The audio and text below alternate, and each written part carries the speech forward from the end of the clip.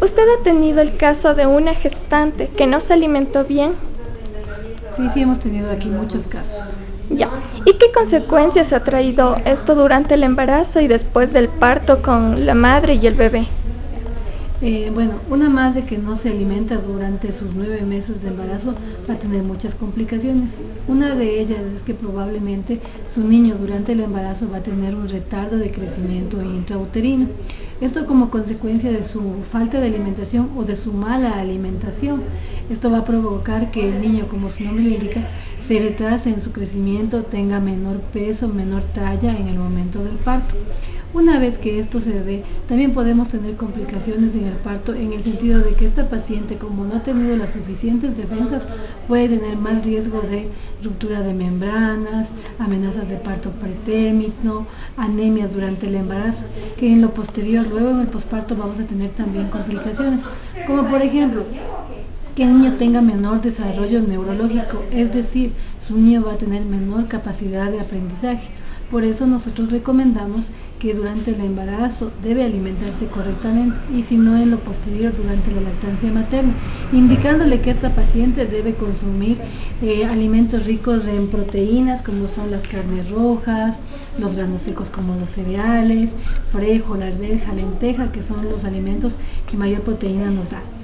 Y obviamente vamos a tratar de evitar en lo posible que el niño tenga retraso en su crecimiento y también en su desarrollo neurológico. Como sabemos, hasta los 2 años se le debe dar el seno materno para que su niño tenga un buen desarrollo neurológico. Ya. ¿Y cómo cree que debería ser la alimentación durante el periodo de embarazo en las gestantes? Bueno, nosotros a las pacientes que van a los controles prenatales siempre les indicamos que su dieta va a cambiar un poco. ¿En qué sentido? En que la paciente debe tener su comida en 5 comidas, ¿no? Que tiene que ser fraccionada, es decir, vamos a tener un café o desayuno, un almuerzo y una merienda, y entre las comidas debe tener 2 comidas extras. Estas comidas obviamente tienen que ser proporcionadas o fraccionadas como nosotros las llamamos.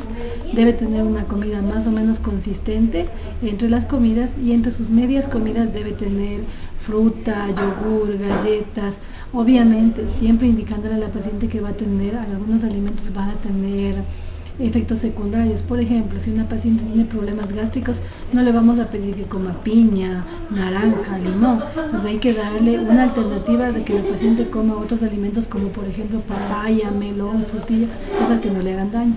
Pero debemos dar una dieta fraccionada y una dieta balanceada en el sentido de que debe tener de todos los grupos de alimentos, proteínas, queso y leche y sus derivados, vegetales, leguminosas, como les dije, son las mayores fuentes de proteínas que pueden suplir. Si por ejemplo una paciente no puede comer carne todos los días, entonces ahí suplimos con los granos secos como la arveja, frijol, lenteja. ¿Sí? Esa es una forma ideal de comer la paciente embarazada. Ya. ¿Y qué recomienda usted a las mujeres embarazadas? Bueno, nosotros obviamente en el control del embarazo siempre les recomendamos a las pacientes lo que hace un momento le indiqué, tener una dieta fraccionada y balanceada. Pues esto nos va a ayudar a compensar las cantidades de nutrientes que la señora va a necesitar durante su embarazo y obviamente en lo posterior también en la lactancia, porque debemos recordar que no porque la paciente ya dio luz significa que no se va a alimentar. Con mucha más razón la paciente va a necesitar mayores kilocalorías de nutrientes necesarios durante el periodo de lactancia.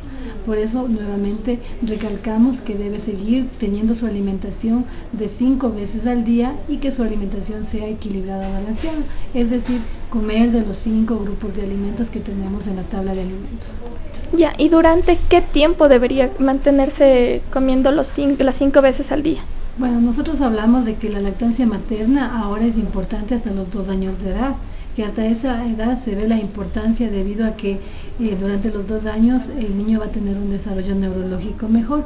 Eso implica que nosotros vamos a tener mayor desgaste, por lo cual nosotros necesitamos tener una buena alimentación. Entonces se les recomienda normalmente hasta el año y medio, ¿no? Pero también hay que tener en cuenta que hay pacientes que no pasamos en casa, que igual vamos a trabajar, entonces debemos tratar de hacer una dieta equilibrada y balanceada. Supongamos, vamos al trabajo y necesitamos comernos frutita, pancito, galletitas a media mañana, a media tarde, pero tenemos que tratar de tenerlas 5 veces al día la comidita, ¿sí? Ya, muy amable, gracias.